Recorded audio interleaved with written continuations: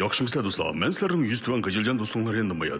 Bugün sizlarga so'zlaydigan hikoyamiz bo'lsa, qiynatçısının yeniga mol topshirishga berib, jon topshirib etgan oz qolgan dankun yigitning hikoyasi. Hikoyamizning bosh personaji Shamil Shokolad jiroq yaqinqi dangliq sheyshangchi bo'lib, qizlarning maslakchini tortish jarayonida bir hammadan bovshov kiyinib olgan bir oppoq qiz Layliga ko'z tushib qoladi. Laylimu Shamilning qora rangli yo'g'on apparatini ko'rib, Shamilni yaxshi ko'rib qoladi.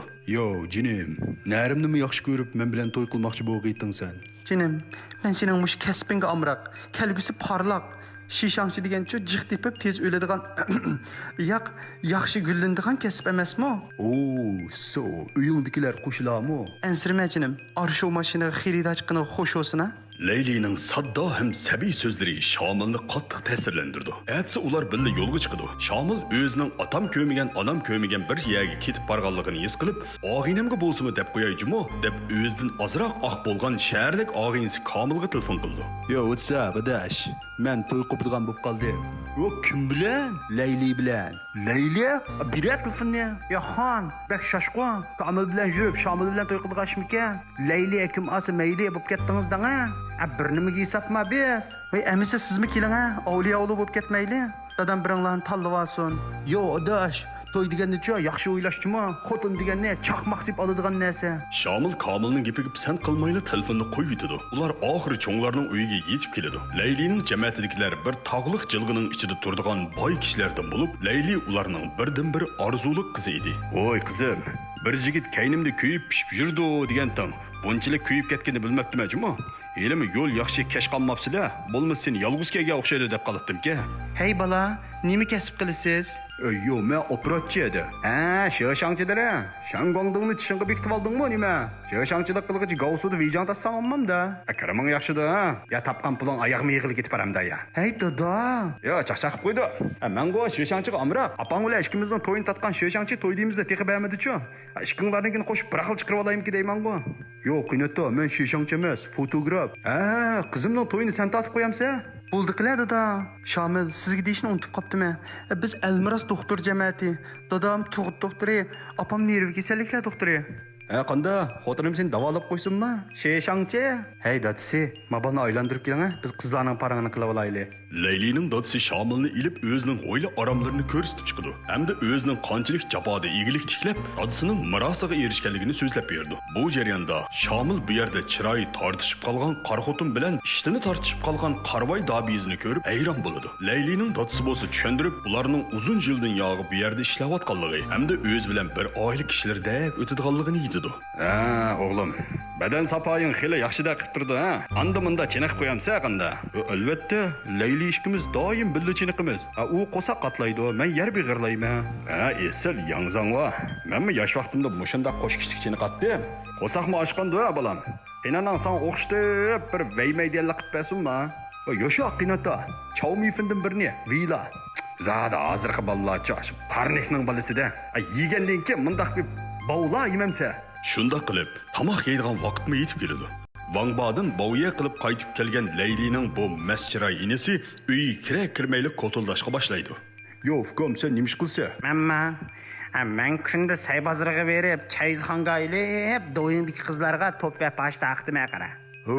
Rivoyatlardagi o'zini boshqarolmay to'rga chiqib haqni boshqaradigan vijdon sho'liga degan senmiting? Voy, bu inimcha to'rda qiz bola bo'lsa, ostiga piyin chizib tillaverdi. Yo, senmi tema qarab tillaydigansan? Yo'q, mencho Gwenju Denzan Finshan qilib turib tillaverdigandin. Yo, ma'qullig'ini faqat qomlashmoqda. Zadicha, bizda mushundaq odam yaratmaydiganlar jiq. Vomma, yo'gi sho'xa niga. Nim deymiz hamda. O zicide pigu buşixwan, o da pigu o buşixwan. Jo'shchigan sho'xa degina. Sen do'ying foyda qilib turjimi?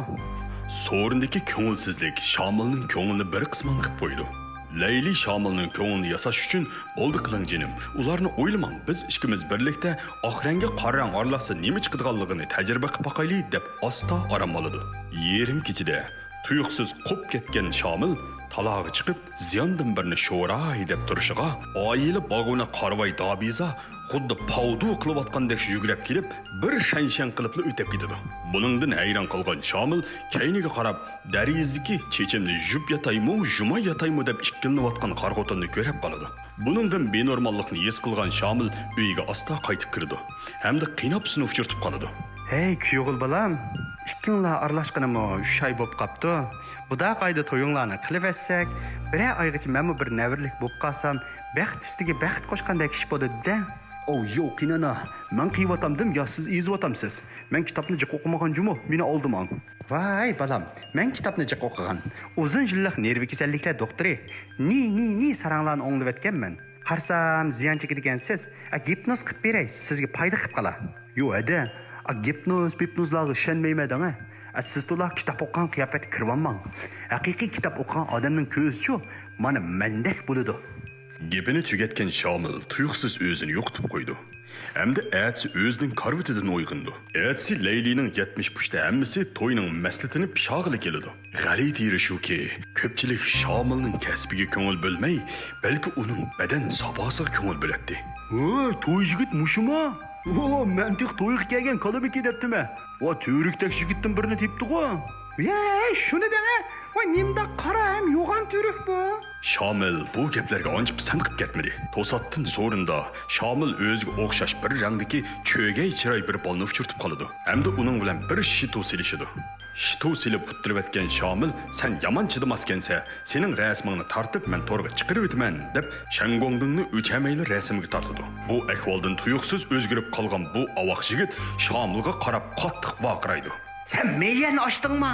Meyeni açtın mı? Şölen kıldın mı? Yo'qlar ko'zimdan. Bundaq gaplarni qizlardan jiq anglab ko'nab ketgan Shomil ancha hayron qolmaydi. Lekin bu avoqning salohiyatidan gumonlanib, rasmni komilga tekshirib beqishga aytdi. Layli Shomilning ko'nglini yasash uchun ko'l bo'yiga ektidi.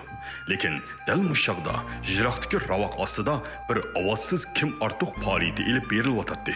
Bu yerda kim ortiq setilayotgani boshqa narsa emas, balki dal Shomilning o'zi edi. Kesh bo'lganda Shomil Komilning telefonini topshirib oldi. Hamda uning uchratgan u avoq yigiti asli izdiraksiz yo'qolib ketgili xili bo'lgan ma'lumimizdagi restoranda naqshi aytadigan bola ekanligini deb berdi. Bu ishdan qattiq cho'chib ketgan Shomil Laylini ilib osta ketmoqchi bo'ldi. Layli bo'lsa, mayli kessa ketayli, tala so'qoq tushung ishtinimni kiyvolay deb ustiga chiqib ketdi. Bu chaqda Shomil bir ishkapning ichidan Laylining boshqa qortallik yigitlar bilan tushgan rasmini ko'rib qoldi. Bu Laylini men Ershomiki desam Bovfil ekan-ku. Yo, what's up? Qatnash radio stansiyasimi? Yo, Bovfi mashining boz qanday bo'yatdi hozir? Va yaxshimisiz? So'rab baqsam, Payjovs qayerdan olib ketdi? Yo, men bunda qarsam sapla Afrikaninkida qilib turdi-ku. Shalaqshib ketgan mashinadang-a? Nima Afrikaning? Yo, yurt kutqanlar bizni tezroq kelinglar deydi. Biz mangayveraylik, manga. Yurtdoqlarni yig'ishtirib tuvanga tushgan Shomil bilan Laylining oldini Laylining uydagilar to'sib oladi. Bu yerdan qanday qutulishni bilmay qolgan Shomil Laylidan yordam so'raydi. Dal mushu vaqtda Layli o'zining haqiqiy qiyofatini oshkorlaydi. Hamda Laylining opsi Shomilni gipnoz orqali bo'ysundirib oldi. Uyqudan uyg'ongan Shomil oldidagi televizordan ishning haqiqiy ahvolini tushunib yetdi. Amaliyotda Laylining jamiyati mangu yashash uchun yangi bir texnik ijod qilgan bo'lib, o'lim girdoviga berib qolgan odamlarning ong sezgusini badan saposi yaxshi bo'lgan qartallik odamlarning jismiga ko'chirib, bu orqali mangu umr ko'rish murodiga yetalaydi. Rasmdagi u Laylining burunqi yigitlarining hammasi amaliyotda mushu tajribaning qurboni edi. Bu ahvolni tushunib yetgan Shomil qattiq cho'chib ketdi. Laylining fuksi Shomilni operatsiya xonaga akirmoqchi bo'ldi. Dal mushchaqda Shomil tuyuqsiz chachirab qopab, esil fukam kallanga bir mush deb uni yotqizib yetdi. Laylining dotsi o'g'lining yo'qolib ketganligidan ajablanib, hamda taloga chiqishiga Shomil mol topshirishga akelgan buqini qiynatsiga bevos topshirib yetdi. Buni ko'rgan qiynapsi, "Rahmat bolam, meni tul qo'ydingiz, o'tiringa bir choy damlay" deb turishiga Shomil bir tepib jo'zni o'rib etib, "Qiynatam sizni bek saqlab ketmasin" deb qiynapsini yo'lga sep qo'ydi. Shomil ming tasdiqdek mashinani qo'zg'atib, bu yerdan qochib ketmoqchi bo'ldi. Lekin Layli, "Men senga cho'qim bugun bir pay tekkizib olaman" deb Shomilni bachko qilib etmoqchi bo'ldi. Jiroqdan yugurib kelgan qarvoy dabi Faiza Şamilni yerga besib oladi. Şamil o'zining butun kuchini chiqarib, aka yomon fayz bossizga bir rasmga tortib qo'yay deb Yuan Shangji bilan tortib qo'ydi.